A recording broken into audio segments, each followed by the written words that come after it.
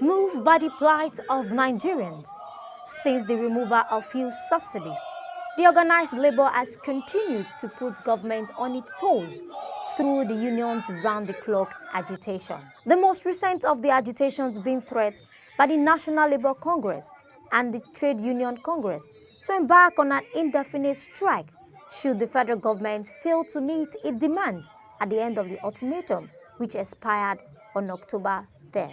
We have looked at almost all the issues, all the promissory notes, from the government, and we looked at how to translate them to reality, and to be workable.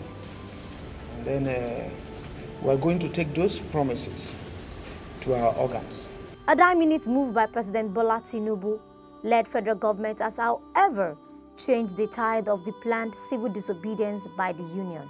In his presidential broadcast to mark the country's 63rd independence anniversary on Sunday, President Tinubu announced a 25,000 provisional wage for low-grade workers to cushion the effect of the removal of petrol subsidy.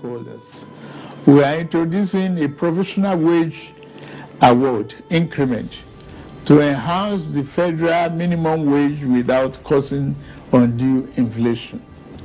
For the next 6 months, the average low-grade worker shall receive an additional 25,000 naira per month. To ensure better grassroots development, we set up an infrastructure support fund for states to invest in critical aid.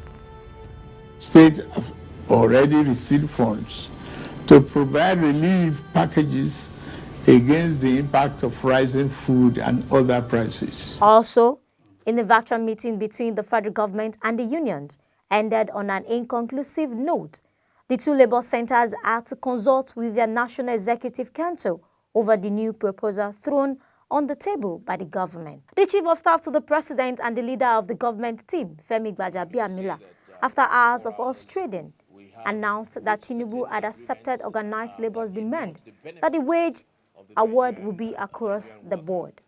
I am happy to say that after 4 hours, we have reached certain agreements that inure to the benefit of the Nigerian worker.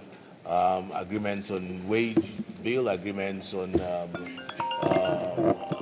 committees, on salary increment, agreement on the CN bosses, agreement on several other things, I believe, both TUC, Labour and government side. At the end of a 5-hour closed-door NEC meeting, the union leaders suspended the strike for 30 days, but noted that all the agreements with the government have been given a timeline for implementation. Parties commit to henceforth abide by the dictates of social dialogue in all our future engagements.